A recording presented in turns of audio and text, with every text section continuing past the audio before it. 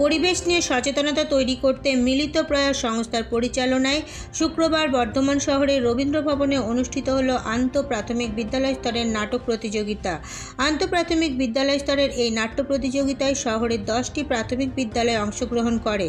বর্ধমান শহরের রবীন্দ্র ভবনে অনুষ্ঠিত আন্তঃপ্রাথমিক বিদ্যালয় স্তরের নাট্য প্রতিযোগিতার উদ্বোধন করেন মহিলা থানার আইসি বনানী রায়। এছাড়াও উপস্থিত ছিলেন নাট্য ব্যক্তিত্ব ললিত কোনার, আরতি ঘোষ, বর্ধমান জেলা তথ্য ও সংস্কৃতি দপ্তরের আধিকারিক রামশঙ্কর মণ্ডল সহ অন্যান্য বিশিষ্ট ব্যক্তিরা। নাট্য প্রতিযোগিতায় বিচারক হিসেবে উপস্থিত ছিলেন নীলেন্দু সেনগুপ্ত, ধ্রুবজ্যোতি কেশ। এই নাট্য প্রতিযোগিতা আয়োজনের বিষয়ে উদ্যোক্তাদের পক্ষ থেকে প্রতনু রক্ষিত বলেন, স্কুল স্তর থেকে পরিবেশ রক্ষার বার্তা দিতে এবং নাটকের প্রতি সকলের মধ্যে উৎসাহ তৈরি করতে তাদের এই উদ্যোগ।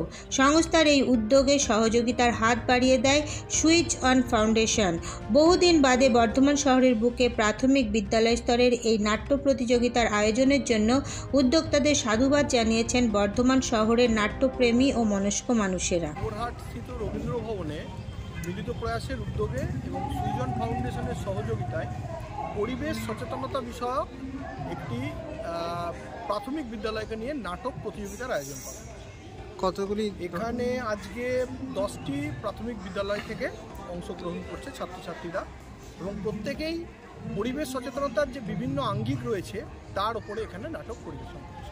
আমাদের 10টি স্কুল রয়েছে এবং প্রত্যেকটা স্কুল থেকে অ্যাভারেজ 7 জন করে পার্টিসিপেন্ট এখানে অংশগ্রহণ করে। এখানে বিশেষ অতিথি হিসেবে উপস্থিত ছিলেন আমাদের ডিআইসিও স্যার মাননীয় রামশঙ্কর মণ্ডল মহাশয়, উপস্থিত ছিলেন বর্ধমান থানার আইসি ম্যাডাম বনানী রায় মহাশয়া, উপস্থিত ছিলেন বিখ্যাত নাট্য ব্যক্তিত্ব ললিত কোনার মহাশয়, আরতি ঘোষ মহাশয়া, শাসমল হাটি মহাশয় এবং আমাদের দুজন মাননীয় বিচারক নীলেন্দু সেনগুপ্ত এবং ধ্রুবজ্যোতি কেশ।